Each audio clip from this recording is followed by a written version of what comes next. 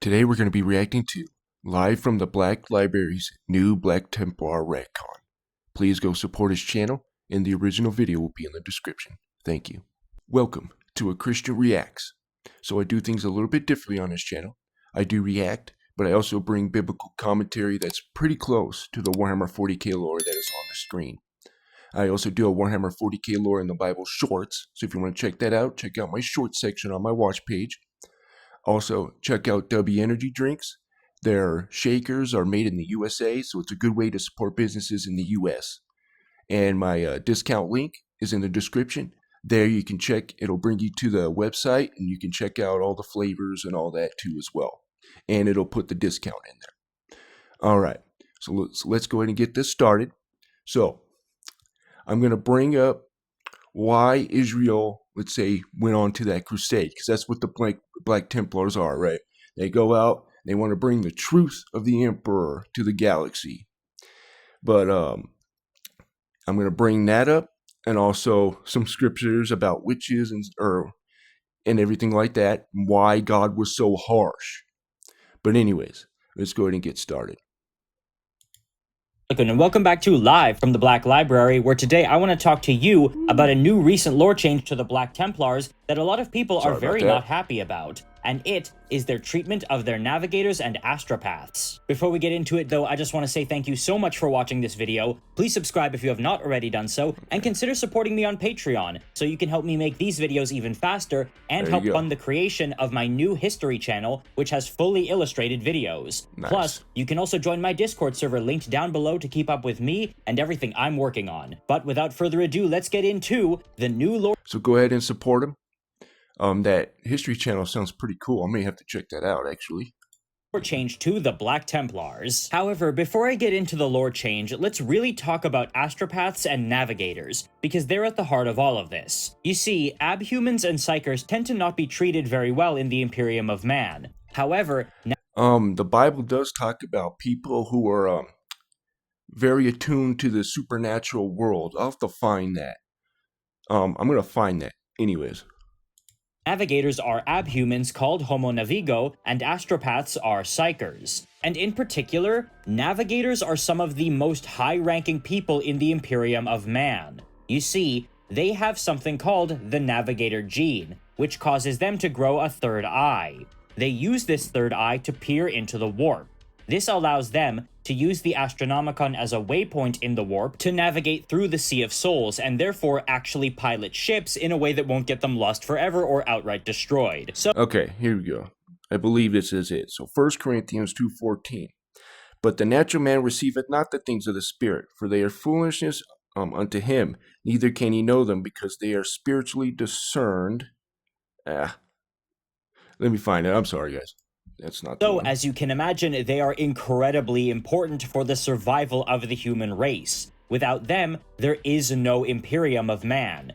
The origins of the Navigators is not really all that well known. We know they existed before the Emperor began the Unification Wars, so they date back to sometime during the Age of Technology, otherwise known as the Dark Age of Technology. However, the questions linger. Were they a random mutation? Were they created deliberately for some reason? Were they in some way necessary for early humanity's explorations into the stars? But that's kind of a hard question to answer, because you could just travel through the warp pretty easily before the storms came about, and there was no Astronomicon for them to really use as a waypoint. So, what were they even doing? Well, my theory is that with all their free time, they must have been playing the sponsor of today's video. Okay, well, I guess we stopped at the right time, so I found it. So, now, this is 1 Corinthians 12, so I was in the right spot, but anyways. Okay.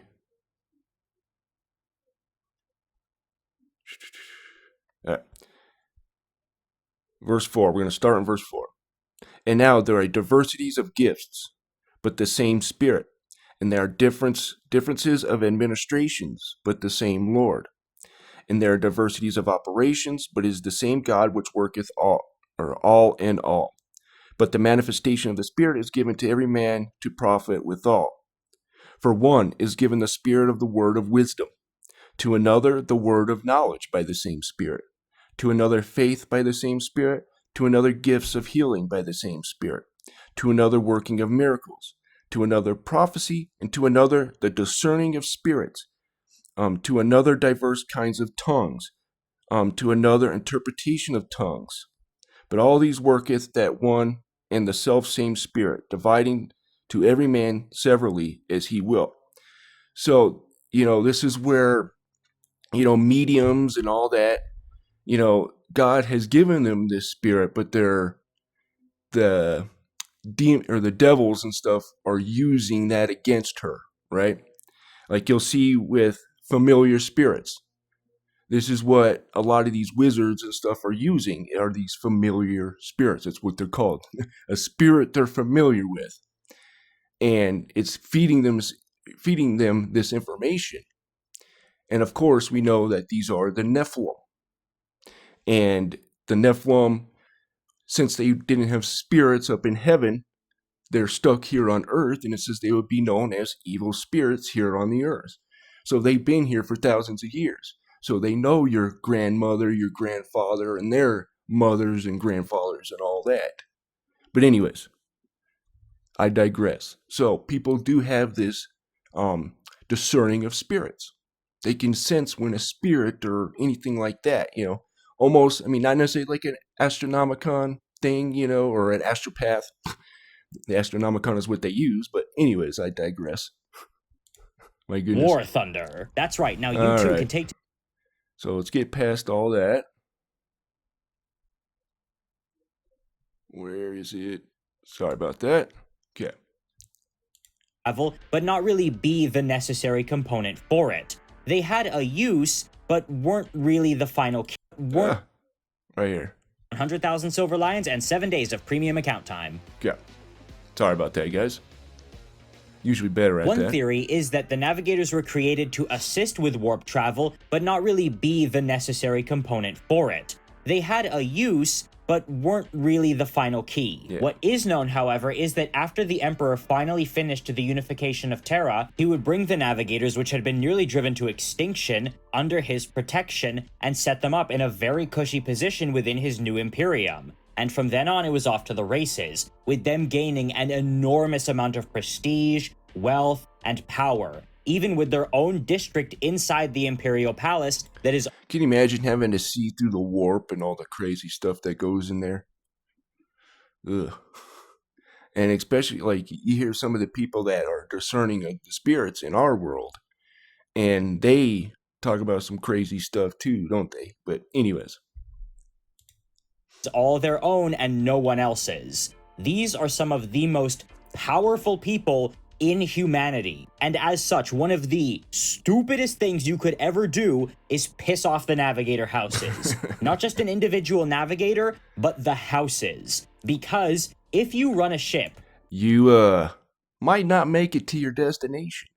You need a navigator. But you can't just get them from anywhere. You need to actually apply to get one from a house. Oftentimes, many groups or Space Marine chapters will have long-running ancient agreements with specific houses. And rogue traders already of nobility and stuff like that, so anyways.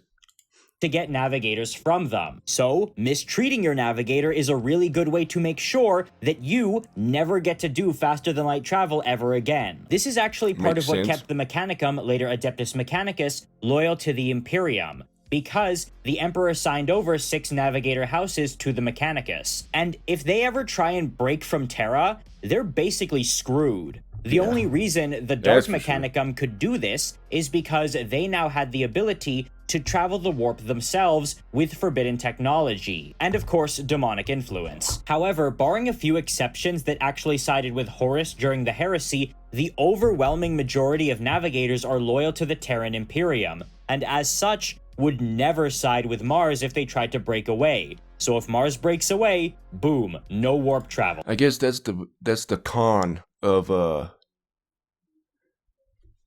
being a Mechanicus, right? You got all this mechanical enhancements and stuff like that, but you don't have that human connection to the warp, I guess, if I'm explaining that well.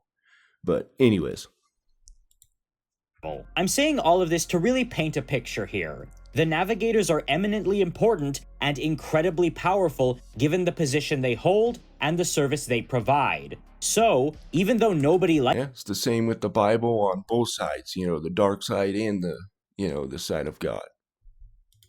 them, with many inquisitors wishing that they could just burn every single navigator alive if they weren't so useful, they are a necessity, which is why they get so many passes despite being psychers and mutants. And all of this also applies to astropaths. Astropaths are also psychically sensitive individuals who are vital for the function of the Imperium. However, instead of navigation, their role is communication, where they will send and receive messages across the vast lengths of the galaxy. So, again, no astropaths, no Imperium. And a ship will often have many astropaths, forming something called the astropathic choir. And sure, abuse can occur within the astropathic choir, but that's usually by the master of the choir towards their underlings. I'm sure many of you know about Diego Savatarian's rescue of Altayani. I did not. But still, actually. If you want to actually be part of the Imperium, you damn well better leave them alone. Which brings us finally to the new lore change to the Black Templars, from the 10th edition Codex supplement,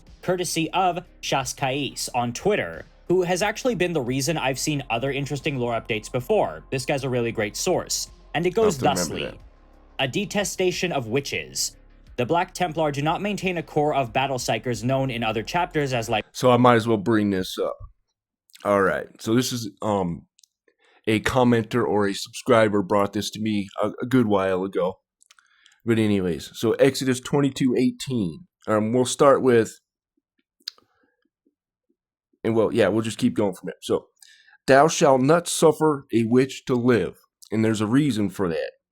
Okay, whosoever lieth with the beast shall surely put to death. And he that sacrificeth to any god, save unto the Lord only, he shall be utterly destroyed. Okay, so why is that? So, let's go to Jude. We're going to go to Jude here because we're going to see why Sodom and Gomorrah was destroyed. It wasn't because of the butt bongo. Okay, even though it's not good, but that's my opinion. But it wasn't because of that. So Jude 7:7. Even as Sodom and Gomorrah and the cities about them in like manner, giving themselves over to fornication and going after strange flesh, and are set forth for an example, suffering the vengeance of eternal fire. Okay, what is this? So a lot of these witches and stuff like that were doing things, right, with these, the principalities. And we're going to see, like, Nimrod, right? It says he began to be a Gibborim, which would be a mighty one, just like in Genesis 6, right? For, the sons of God came down, mated with the women, and created giants, right? And we see, like, the reason why Israel and God had them go on this crusade is because all these giants, giant tribes and all that, were congregating around Jerusalem and Israel and stuff. And the reason why I believe they were doing that is because that's where Adam fell, in my opinion. I'm not 100% sure on that, but that's just my opinion on why God wants that spot so much. So the enemy knew this. So he sent all these hybrid entities that are not from God, right? Which would, so before the flood, they were called the Nephilim, right? That's the word used there in Genesis 6 for giants, is Nephilim.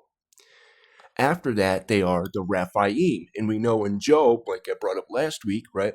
Dead things are formed from under the waters, and the inhabitants thereof, which goes with that marine kingdom thing that I was talking about.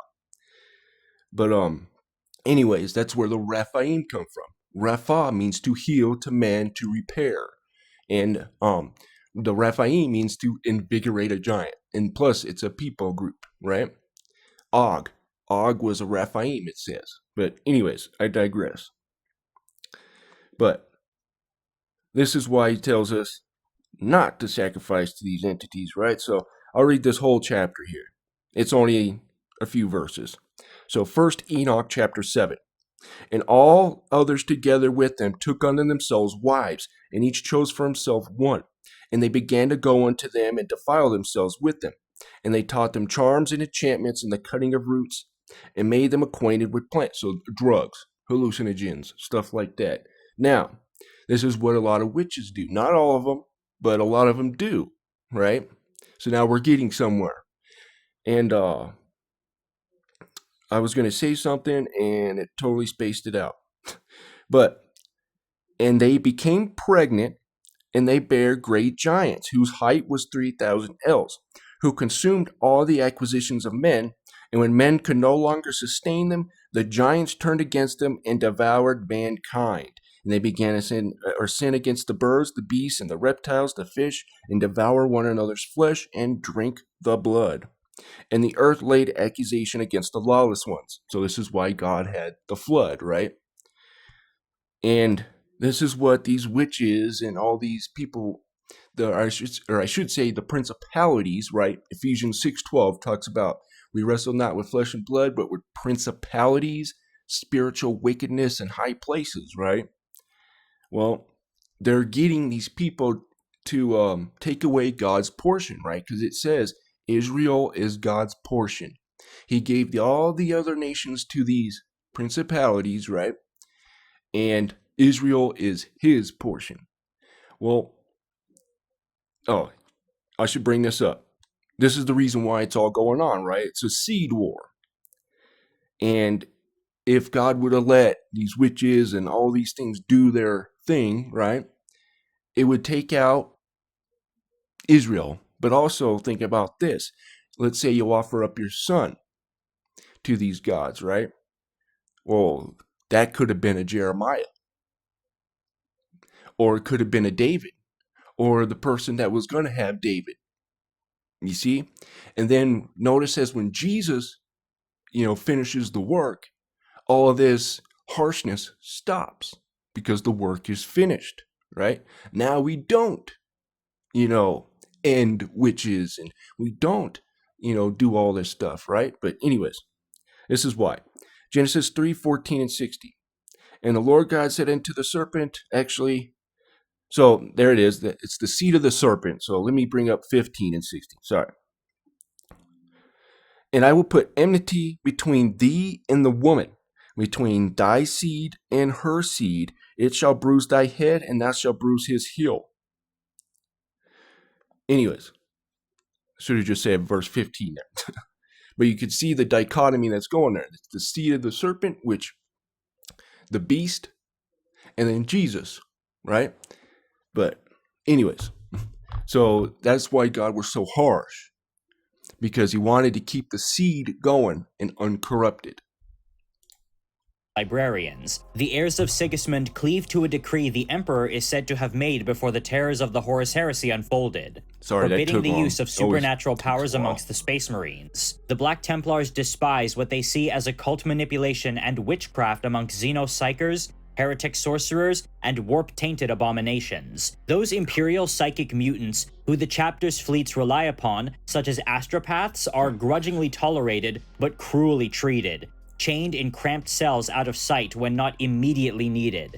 Conversely, there are some highly placed Imperial Psychers whom the Black Templars judge to be vessels of the Emperor's will, while the powers attributed... Okay, so here's the reason why the crusade happened. Okay, so this is Numbers 13:33, and if you ever wondered why Israel was scared to go into the land of milk and honey, well, this is why.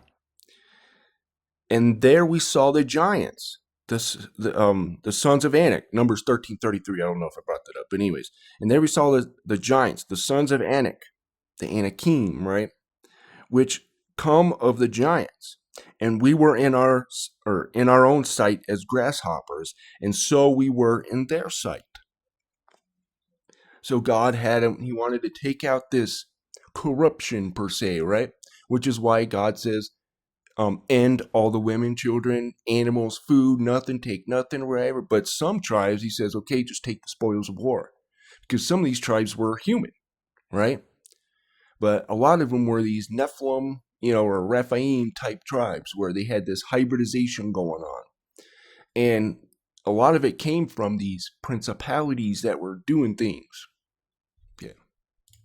Attributed to the master of mankind himself, the greatest psyker humanity has ever known, are, to these crusading zealots, simply evidence of his divinity. Now, I've gone over why this is wildly idiotic right from the get-go. You can't do that. It will literally cripple your capability to accomplish anything. It is also a direct contradiction from the 6th edition Codex, also presented by Shaskais, which says, "Abhor the witch." Outsiders mistakenly interpret the lack of librarians within the ranks of the Black Templars chapter, and the fury with which its battle brothers slay chaos sorcerers, as an intolerance of all psychers. This could hardly be further from the truth, for the Black Templars hold special reverence for astropaths, seeing them as holy disciples who have actually communed with the Emperor. Navigators are similarly honored, for their psychic blessing allows them to see the divine light of the Astronomicon and guide the Black Templars through the warp to deliver righteous retribution against the Emperor's enemies. Instead, the Black Templars' abhorrence is reserved for deviant alien witches and rogue psychers, who embrace the blasphemous dark gods in their quest for power. These individuals threaten to drag entire worlds from the Emperor's light into damnation, for they are conduits through which unholy demons can cross into the mortal realms. So it is that Black Templars strengthen their souls with the purity of their faith. And that comes from demon hosts and stuff like that. Faith when facing rogue psychers, as they strive to end, with a single sword stroke, the potential of a demonic assault that could otherwise plunge the Emperor's realm into decades of bloodshed and madness. That is one of the most clear as day, plain English retcons I've ever seen. And while the new 10th edition lore doesn't explicitly state that navigators are treated better than the astropaths, it seems pretty obvious, because who else could they be talking about when they say such as astropaths, implying there's... So this is one of the interesting verses here. So Isaiah 8:19. And when they say unto you, seek unto them with familiar spirits, right? We were just talking about that. And unto wizards, and when they say, and wizards that peep and that mutter, sounds a lot like psychers, doesn't it? But anyways, should not a people seek unto their God for the living to the dead? So he's showing you, yeah, that these entities are from the dead realm, right? So, and a man also, or woman that have a familiar spirit, or that is a wizard, shall surely put to ending. Well, dead, I already said all that stuff, so anyways. They shall stone them with stones, and their blood shall be upon them. So again, they're taking on these familiar spirits, right? These Nephilim spirits. And we're going to see here, real quick, I should probably bring that up. Let me see if this is it. So, Nimrod. So, even without that, I'll bring up Jasher here in a little bit. So, what was going on? So, Genesis 10, 8 through 12. Actually, 8 and 9, sorry. And Cush begat Nimrod, and he began to be a mighty one in the earth. He was, this is the word Gibborim. And we know Genesis 6. Let me see if I brought that up or not. No, I did not. But Genesis 6, it says that these are the mighty ones, men of old, men of renown, right? Genesis 6. So this is what's happening to Nimrod. He became a giant. He was human at first, but he became. And we're going to see that these angels gave men knowledge to do that. So let's go Jasher. And by the way, Jude 1:14 through 16 gives a nod to Enoch. And it pulls straight from the book of Enoch, by the way. So I do want to get that out there. And so is Jasher. Jasher is given a nod to in the book or in the Bible. So Jasher 4, verse 18. So this is the Genesis 6 story right here, right? And their judges and rulers went to the daughters of men and took their wives by force from their husbands according to their choice. And the sons of men in those days took from the cattle of the earth. So now it's the sons of men. Men are doing this. In those days from the cattle of the earth and the beasts of the field and the fowls of the air, and taught the mixture of animals of one species with the other, in order wherewith to provoke the Lord. And God saw the whole earth, that it was corrupt, for all flesh had corrupted its way upon the earth, all men and all animals. So now you can see why God was so harsh with these witches and these sorcerers and these people with familiar spirits, because they were bringing on this hybridization program, this ancient knowledge that these sons of God were bringing to men. Anyways, more than one group. And furthermore, I'm going to show you how they were doing this too, how the angels did this. They were transforming, but anyways. it says that the only Imperial Psychers who the Black Templars judge to be of the Emperor's will are the ones they tolerate. That would not apply to these haughty, demanding nobles that are the Navigators, but would probably apply more to combat Psychers, such as those sanctioned Psychers by the Astra Militarum. But wait, you might say, the Navigators can see the Astronomicon itself. Wouldn't the Black Templars revere that? Well, the thing is, astropaths have to undergo a process called soul binding, in which they are exposed to the divinity of the Emperor, who rewires their brain structure in order to make them damn near incorruptible. Astropaths are known to be incorruptible because of their years of study, training, and the soul binding which expose them to the Emperor. That would— Okay, so here's another form. So this is the Book of Enoch, chapter 19. This isn't about what's the lore that's going on now, but so and Uriel said to me, "Here shall stand the angels who have connected themselves with women, and their spirits, assuming many different forms, are defiling mankind, and shall lead them astray into sacrificing in the demons. Excuse me, as gods. And here shall they stand till the day of the great judgment." And now check this out. And like you'll see a lot of witches have these like bird-like features too, right? Like in a Skyrim, the Hagravens, right? But anyways, and the women also of the angels who went astray shall become sirens. And if you don't know, sirens can be also from the mermaid perspective or whatever, but in Greek, they were like these birds, women who were like bird-like. And I'll give you an example of one in the Bible. The screech owl. And I know screech owl is actually a bird, but in the Bible, the Hebrew word is Lilith. You can go look this up yourself. So this is Isaiah 34:14. "The wild beasts of the desert shall also meet with the wild beasts of the island." And I would stick to the King James Version on this, guys. There's a lot that the modern translations, like an ostrich, they say one of these animals is an ostrich and a goat, but it's talking about a satyr. We just saw that the men were mixing one species with the other, right? So this is why I have a hard time with some of the modern translations. If you're going to use a modern translation, have the King James Version as the base. But anyways, okay, "The wild beasts of the desert shall also meet with the wild beasts of the island, and the satyr shall cry to his fellow. The screech owl shall also rest there." So let's go here. That screech owl is Strong's number H3917. Lilith, a female night demon. A siren. But anyways,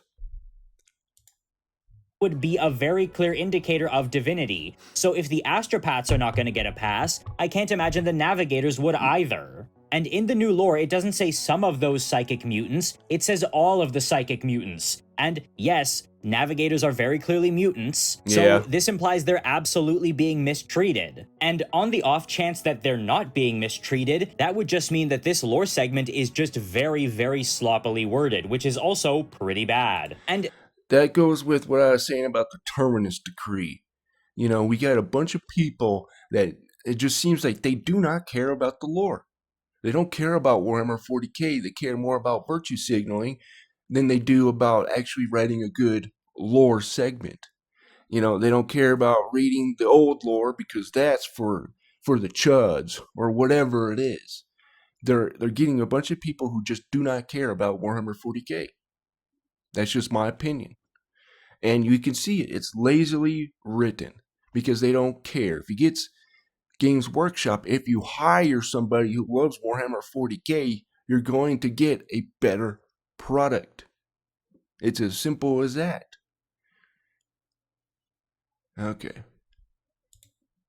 this whole thing about them having previously treated their navigators with respect isn't just a codex thing. Because, like, when there's a little lore tidbit in the codex, yeah, you can argue that's just a small thing, it's subject to change, so on and so forth, but the respect that the Black Templars have for their navigators is codified in a novel, that being the novella called The Eternal Crusader. Not Sigismund the Eternal Crusader, which is a newer book, but The Eternal Crusader by Guy Haley, which is actually from 2014, about 2 years after the Black Templar's 6th edition codex came out in 2012. And it goes thusly. Before Helbrecht could announce himself, the golden doors of the palace creaked inwards, pushed open by slack-mouthed servitors whose wheeled lower parts were set into tracks. Inside was a world apart.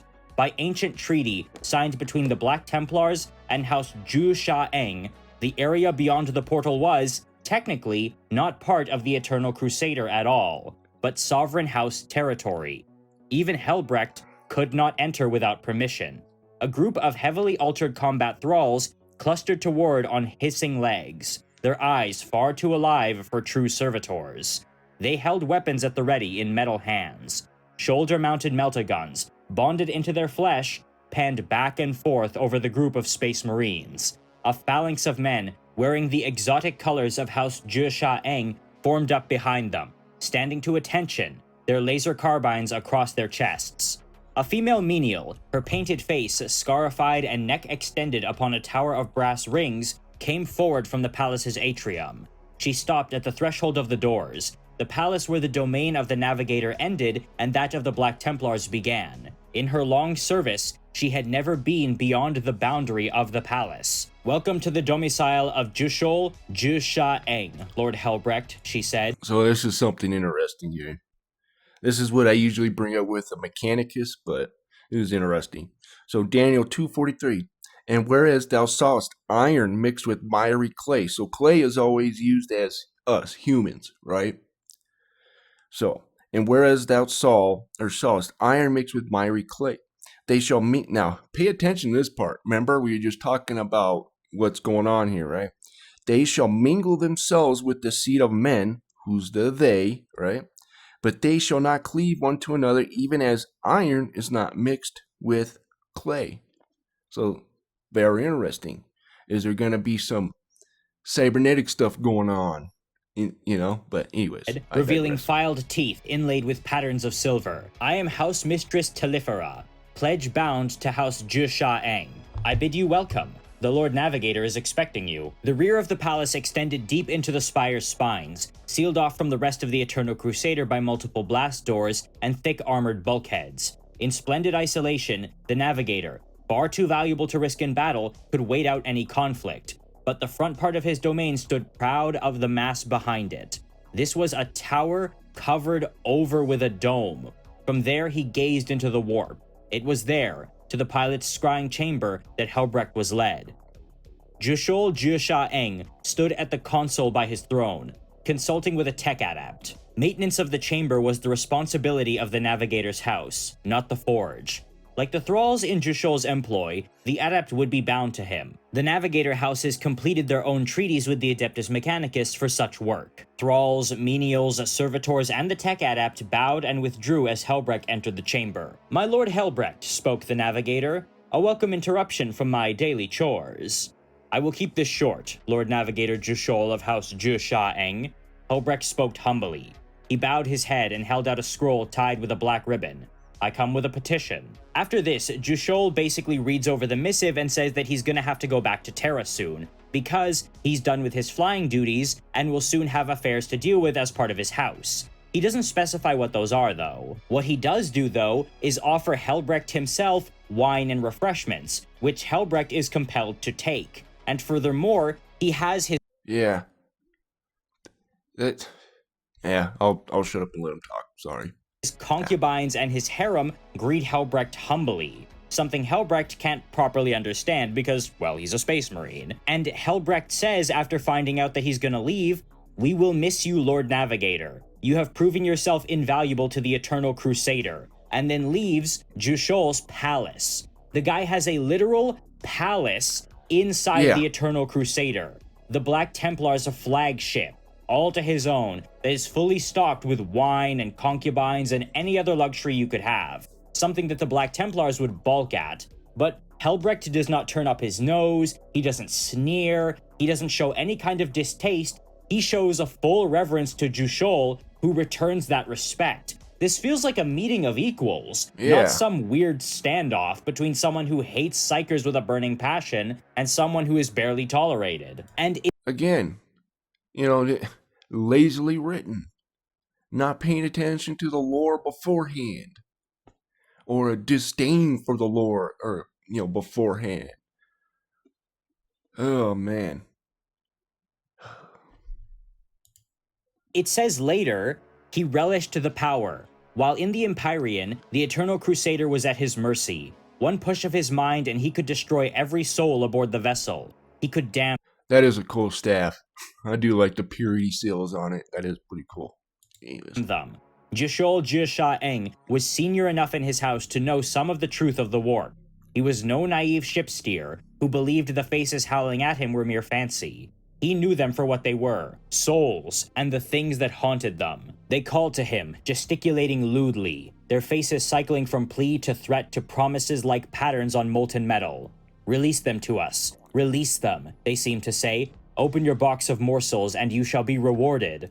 Jushol Jusha Eng raised his Aquila pendant to his lips and kissed It's kind of like those familiar spirits, right? Anyways. it. The Emperor protects, he whispered. Emperor The Eternal protects. Crusader remained true upon its course, guided by the indomitability of his will. Beneath the faces were the eddies and currents of the raw warp stuff. It was there his attention needed to be. He shut the whispers out. Focus, he thought. Focus. He willed himself to see through the nonsensical landscapes, evaluating the patterns of the corporeal universe that shared the same space, choosing the perfect spot. The High Marshal was a mighty warrior, but what was he without Jushol? Nothing. Nothing at all.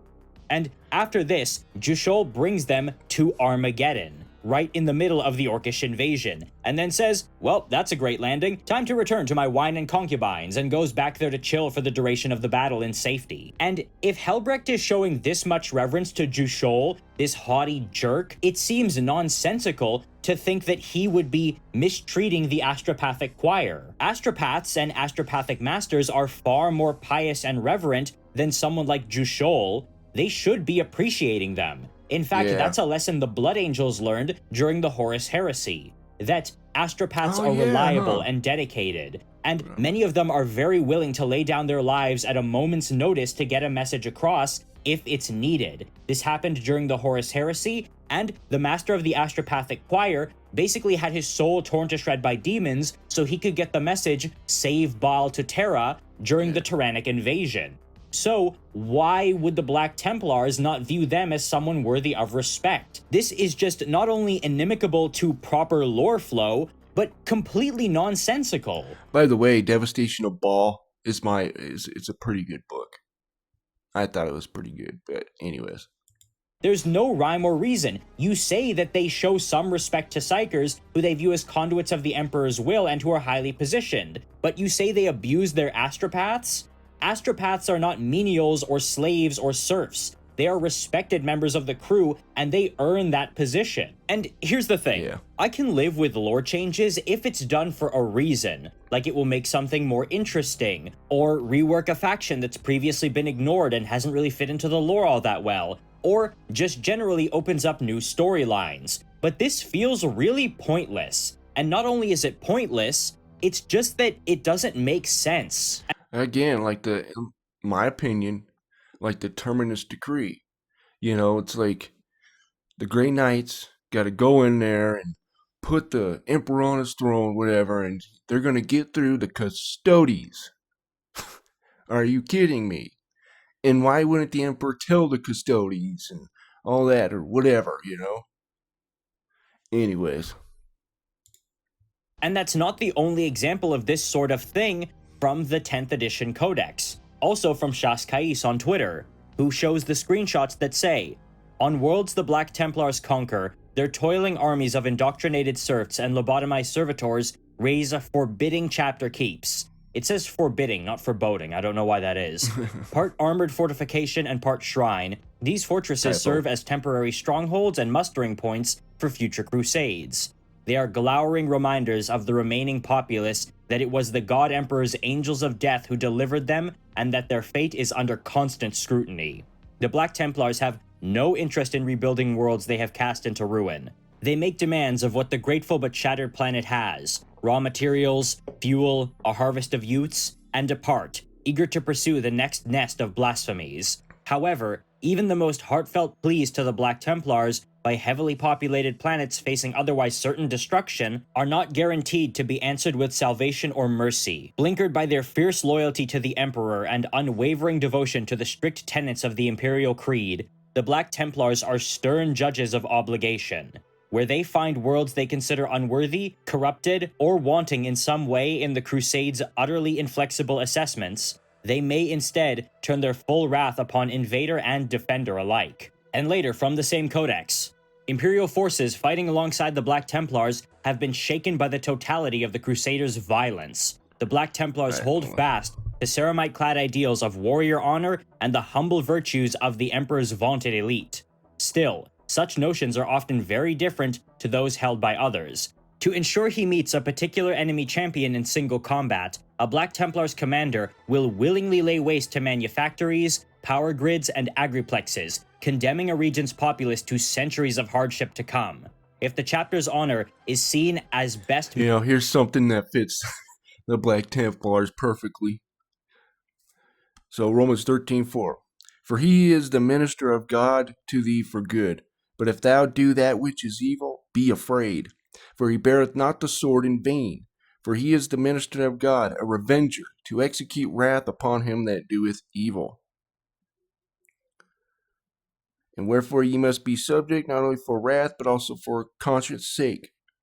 For this is the cause, pay ye tribute also, for they are God's ministers, attending continually upon this very thing. Render therefore to all their dues tribute, in whom tribute is due, custom to whom custom, fear to whom fear, honor to whom honor. Anyways. Met by sweeping onwards and closing their ears to pleas for static protection, then so be it. Negotiations with the weak and accommodations reached with Xenos, pandering to the vanities of noble lineages, even amongst the highest strata of imperial power. These and more are anathema to the Black Templars. Their rigid beliefs saturate their entire outlook, such that almost everything is delineated by their view between that which is lit by the will of the God Emperor and everything else which lies in the blackest abyss of blasphemy. So you don't pander to noble lineages? You mean like Jishol of House Jusha-Eng, the guy who Helbrecht literally has to bow to and call Lord? You don't pander to him? And listen, I don't like using the term Grimderp all that much, but that bit about Black Templars destroying manufactories and agriplexes just to draw out enemy champions is pure Grimderp. Because what would that do? I agree. Is it going to draw out an orc? Because I assure you, the orc was coming for you no matter what. Is it going to draw out a Chaos Lord? No, I can assure you, they don't. Actually, I'll bring up that Joel 1:6 talks about, in my opinion, orcs. But anyways, I'll bring care that about up those quick. things. Is it going to draw out an Eldari? No, they're just going to laugh at you because what in God's name are you doing? Is it going to draw out a Gene Stealer or a Tyrannid? No, you're just chewing their food for them. Is it going to draw out a Votan? The Imperium doesn't really fight the Votan much, and again, no. The only people I see this possibly working against are planets in rebellion against the Imperium, which would seek to obviously stop this because they're rebelling, but would have no proper champions that the Black Templars would want to call out, and... Alright, anyways. So this is the orcs. Joel 1:6. For a nation has come up upon my land, strong, without number, whose teeth are the teeth of a lion. Go look up a lion's teeth. They have really long fangs, right? And hath the cheek teeth of a great lion. And we know, right, Joshua 4 talks about men mixing one species with the other. And that's why you get satyr, he-goat, stuff like that. And that's probably where these orcs come from. But anyways. The Tau, but the Black Templar... When you read a lot of stuff, this is what they're talking about, right? Norse mythology is, got the elves and all that. Well, here, I'll bring that up too. Let me find that. Templars are not known to face the Tau very often, at all. Like, this is literally zero thought lore. There's even another screenshot here from Shas Kais which says, Marshal Mauger makes many fearful examples upon the worlds he is called to save. Torturous executions and the isolations and incinerations of devotionally lax districts. The abductions of whole townships to become aspirants or bonded serfs. Sometimes so many as to effectively condemn remaining populaces to slow extinction. He sees. Okay. So just real quick, Proverbs 30, let's see, and starting in verse 13. There is a generation, oh how lofty are their eyes, and their eyelids are lifted up. There's a generation whose teeth are as swords, and their jaw teeth as knives, to devour the poor from off the earth. This is vampires too as well. And the needy from among men. The horse leech have 2 daughters crying, give, give. There, 3 things that are never satisfied, yea, 4 things say not is enough. So you can see why God was so harsh, right? Before Jesus came, right? After that, the work is finished. So, anyways. Sees his Catamane crusade as an instrument of mentorship in the divine God Emperor's name. But I don't even need to touch that. That's just superfluous at this point. Like, generally speaking, the vibe of the Black Templars has been ruthless towards the enemy, but generally speaking, firm when it comes to the civilians. If the civilians are screwing up or not being loyal, yeah, the hammer's gonna come down. But they're not gonna go out of their way to disregard their well-being and ruin them. But this feels like active malice towards civilians. The whole thing about the Black Templars is, yes, they are very zealous, but there is an honor to them, a sort of dark nobility you can see, and at least somewhat respect. These are, after all, the heirs of Sigismund himself. However, this is effectively turning them into no better than, like, the Marines Malevolent or the Minotaurs. You see, the Minotaurs and the Carcharodons, for that matter, have their own appeal in that they are these more fringe extreme chapters, with a lot of weird, interesting stuff going on, and are very, very terrifying. However, part of their appeal is that they are a bit of an outlier when it comes to Space Marines. That loses its edge when you turn Helbrecht into essentially a Styrian Moloch, without some of the mystery. And the Marines Malevolent are essentially like cartoon characters, meant to show this is as bad as it gets, this is the extreme example, look at how wild that is. Because they are actually sort of a holdover from the satirized spirit of 40k that was very prevalent in the old days, but has now faded away as the narrative has become a more serious story. And this notion of the Black Templars, and especially Helbrecht, having no mercy for civilians who they view as somewhat culpable for whatever's going on, is also reaffirmed in the Crusade Armageddon book from this summer, which states, many of Infernus's defenders had been drafted to join the High Marshal's offensive, significantly contributing to a breakdown in law and order within the Hive. To Helbrecht's disgust, Cornate cultists had overrun Infernus Quay, smearing their profane symbols across the dockyards and grounded vessels, and stringing the leering skulls of their victims from loading cranes and gantries. Half of the Savilar regiments stationed around the Infernus South Forge complex had turned upon their former allies, stoking the fires of a bloody urban conflict that had drawn defensive units away from the Stygian bulwark. This, in turn, threatened to allow the resurgent orcs of the Palladus Mountains to swarm the walls and break into the forges. To Helbrecht, whose ire had already been raised by defeat, such blasphemy against the God Emperor was unforgivable. In his eyes, the embattled district's populations were beyond salvation. Rallying his crusaders, he began a brutal purge of Infernus's outer districts. Yeah, because that's totally going to stop the orcs. Woo! Anyways. No distinction was made between friend and foe. Those districts that had fallen to the heretics and rebels were scoured of life. Later on, it says, strife between allies. Armageddon's High Governor, Agmund von Ruger, despaired at the Black Templars' merciless purge of Infernus, fearing that the High Marshal's wrath would eventually turn upon the political class. The High Governor appealed to Logan Grimnar to reason with the vengeful Black Templars. Furious at Helbrecht's lack of restraint, Grimnar confronted the High Marshal, demanding that the Black Templars respect their duty to protect the Emperor's citizens. Helbrecht's response was curt and dismissive. He stated that the people of Armageddon had brought this disaster upon themselves, and this was no time for sentiment. The only way to stop the rot was to burn it out, root and stem. And so, the purge of Hive and Furnace continued apace, the pitiless bloodletting only serving to further empower those demons of Khorne already present upon the ash wastes of Armageddon Secundus.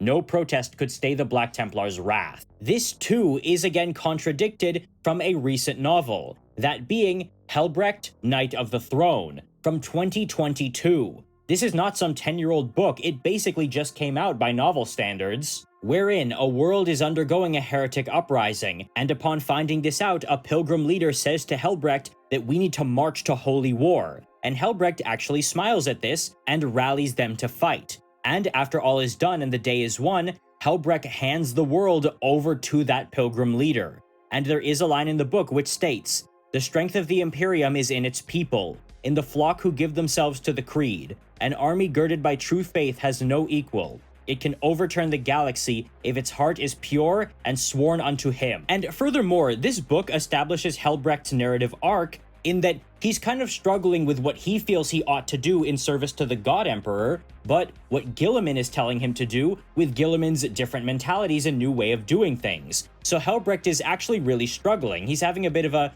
not really crisis of faith, but crisis of leadership, in that he doesn't know the right way to proceed philosophically and militarily. But his faith serves as the anchor that will always keep him grounded and bring him back to quote-unquote. So, just to let people know, Guilliman, right, he comes from, or Robu Guilliman, right, the Ultramarines Primarch.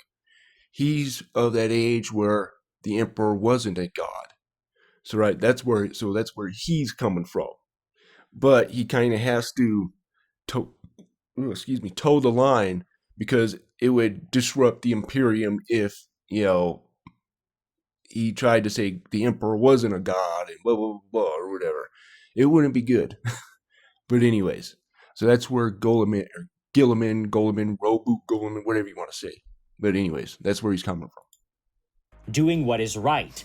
This doesn't seem like the same person, the one who led these pilgrims to holy war and chanted with them and handed over the planet to them, as the guy we see described now in 2025, who is just going to bowl over an entire hive city and make no distinction between defender and rebel, because he would respect those defenders immensely. While everyone else fell, you stayed true. I'm gonna hand over this hive city to you. That's his MO, but here he basically loses his temper and kills everybody, and then gives a sass to Logan Grimnar over it. It's not that it's a negative characterization of Helbrecht, it's that it's a character assassination. It just doesn't make sense. And yeah, and everything that he does there, it just...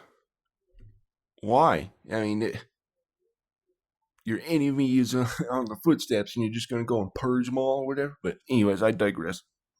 Makes no sense. Turnover rate of 3 years for that is crazy. Well, if nothing else, at least we always have our boy Merrick Grimaldus, who, in the Crusade Armageddon book, has been doing what he does best. Here it says, the hero of Hell's Reach. Among the Black Templars who returned to Armageddon, at Helbrecht's side was Merrick Grimaldus, High Chaplain of the Black Templars. With Helbrecht's approval, Chaplain Grimaldus returned to Hell's Reach, the site of his infamous defense of the Temple of the Emperor Ascendant. When the World Eaters descended upon Armageddon, he led the successful defense of the Hive, his mere presence inspiring its populace to fight with incredible resolve. Some state that Hell's Reach's reverence for the Reclusiarch prevented heresy from taking root within the Hive's walls, starkly contrasting Armageddon's other hives. So that's pretty good at least. Grimaldus is intact, and he is the Black Templar's most notable character. Hell, I featured him very heavily in my recent video, Who Are the Good Guys in 40k, because I held him up as an example of the fact that there are no really good factions, but there are good people, and Grimaldus, in his own way, is very much a good person, given the structures and circumstances of the galaxy in 40k, doing what he has to do, and seeing his motivations behind doing what he does. He is very much a good person. I'm very proud of that video. So as you can imagine, I'm pretty happy that Grimaldus is still a good person. Except he clearly isn't anymore. From the 10th edition Codex. When the Cainlock Crusade was ambushed in the void by heretics of the Word-Bearers Traitor Legion, Grimaldus whipped his vessel's mortal crew into an apoplectic frenzy, and they threw themselves at the borders. The ferocious distraction allowed the High Chaplain time to orchestrate flooding the breached decks with sanctified acids used to cleanse the bilges. The counterattack with his initiates amidst the melted corpses of the crew and the screaming, scarred remnants of the word-bearers was righteous and cleansing. This is the hero of Hell's Reach. Oh my This goodness. man's entire character arc was learning to work sorry. alongside Oh no. Sorry about that. people and gaining an immense amount of respect for the people he saw across from himself. Yeah, I'm sorry, I didn't accidentally clicked out. But anyways, these you could tell, like, it just seems to me a lot of these people just don't care about the other lore. They don't care. They don't give a rat's butt to go check out the old lore so we can get some continuity. They just want to write something out there for a paycheck. That's all they look at. This job is a paycheck.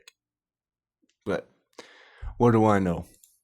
The mortal humans he fought alongside, like Andre, who he fought alongside on the surface of Armageddon. And I don't see him sacrificing the lives of his mortal crew as too out of character, because that probably would have gone something like him, again, whipping everyone up into a religious frenzy, and then leading the assault with a few of his ready brothers against the word-bearers. Many of them would have died, but it would have been a worthy and heroic sacrifice for the Emperor as Grimaldus would have viewed it. We can see the cold brutality behind the logic, but it doesn't diminish the good the action would do overall. Plus, it would have fit if he had been leading them from the front the entire time, there with them as they died, risking his own life, much like he did at the Temple of the Emperor Ascendant, as opposed to literally not even being there and just pushing a button to dump Drano on them all. And yes, I do mean Drano. This was bilge cleaning agent. And this comes out of nowhere. It's not part of a larger campaign. It doesn't show how desperate a situation is becoming. It doesn't show tension between different chapters, showing that things are still difficult in the Imperium of Man, even with the unity of the Indomitus Crusades.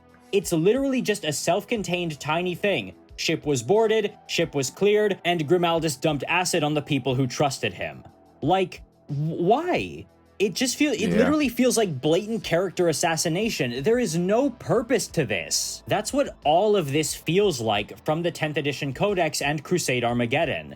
That GW genuinely kinda hates the Black Templars, because they're not a chapter that was designed to be brutal and uncaring like this. They had their own thing and their own vibe and are very long and deeply established, but are now being shifted to be so much worse in every... It's probably people who hate the IP in general. That's what you see in a lot of all these different companies. It's a bunch of people who hate the fans and the IP in general. And that's what's going on here. So that's why they make it the way they do. Very frustrating. Regard. Now, if you took any one of these things and maybe toned it down a little bit, then that could be fine and wouldn't be not fitting, but all of this to this intensity all at once is just wild, especially since there are other sources directly contradicting them. Yeah. And I think I might have a bit of a theory as to why that is. You see, Black Templar fans don't exactly have the best reputation. They're known far and wide, even outside of the 40k community. People inside the 40k community will rib at them and complain about them being overly zealous, being loudmouths, banging the Imperium drum way too hard, and interrupting any conversation about any Xenos faction ever. And people outside... People who play orcs are some of the most awesome I have ever met, though. I will say that. They're just pretty down-to-earth people, usually. Of 40k will say that they couldn't get into it because they had seen the behavior of Black Templar fans and just heard about their reputation. In fact... I just think it's people who hate the IP in general. And they don't care. That's my opinion, anyways. And I'm sticking to that. Creator of All Tomorrows, yes, the book All Tomorrows, C.M. Kosman, responded when someone drew a little comic of a Black Templar getting turned into a fat, grotesque boombox abomination by one of the Q. There's a lot of background there that I don't know if I have the time to get into, but in the book All Tomorrows, humanity would be attacked by a hyper-advanced alien race called the Q and molded into many different forms to suit different purposes, such as pets, musical instruments, tilling, waste filtration, and more. And eventually, these different offshoots that were created would evolve into proper species in their own right, and eventually reach out to each other as That goes with, let me see if I can find it. Enoch chapter 19, where it says, and their spirits assuming many different forms are defiling mankind. Anyways, that's interesting. matured alien civilizations, all coming to an accord, aside from one race called the Ruin Haunters, later known as the Gravitals, who we will not be getting into. The creator of that book literally said on Twitter, in response to this art piece, "Wonderful art. I love Warhammer 40k, but I can't stand those, quote, arch Warhammer type reprobates. They get the lore ass backwards and are generally unpleasant people to be around." Now, if I ever express a political opinion, I'm pretty sure I'm gonna break out in hives, so I'm gonna keep this to the cold calculus of money. I think GW believes that the Black Templar fans are effectively costing them, keeping certain people away from the hobby by dint of their reputation. So GW might be doing this to effectively take the wind out of their sails and make them look bad, so that it's really hard to argue in favor of the Black Templars as quote-unquote good guys, as people are doing on Twitter back and forth. They're good, they're bad, they're this, they're that. And again, I don't like to express opinions. My only real concern is the quality of the narrative. And I think that's bad for the narrative because the minute... If you notice, the arch, let's just say, shows you where they lean. They're giving their political opinion. They don't like Arch. Now, I don't agree with everything Arch says. Archcast, I'm guessing, is what they're talking about. Because, as you guys know, I'm neither left or right. I can give two craps about either one of them. Right? I have my own opinions, and I don't do this groupthink stuff. But that Archcast is very telling, in my opinion. This is why you got to keep the political nonsense out of Games Workshop. No matter whether it's right or left. Oh boy. But that's very telling. It's probably somebody who thinks Warhammer's all right. You know, it's right leaning. Or they call it, you know, bad guys from World War II, even though it's Imperial. But whatever. You start deciding what's going to be in your story based on outside factors like the community or the fandom or what kind of fans you particularly want or want to drive away, you're suddenly going to realize that the quality of your story, the sanctity of the narrative, is going to start taking a back seat. Bingo. That's pretty much what I've been saying. I mean, not up forward, but basically that's what I've been saying. When you don't give people that care about it, the story lacks. And that's when it starts to degrade. I mean, or you get people that saying, well, it's a certain political side, so we got to switch it to the other political side. Like, stop that. Get politics out of it. Get the left and the right out of it. Just let it be Warhammer 40k. My goodness.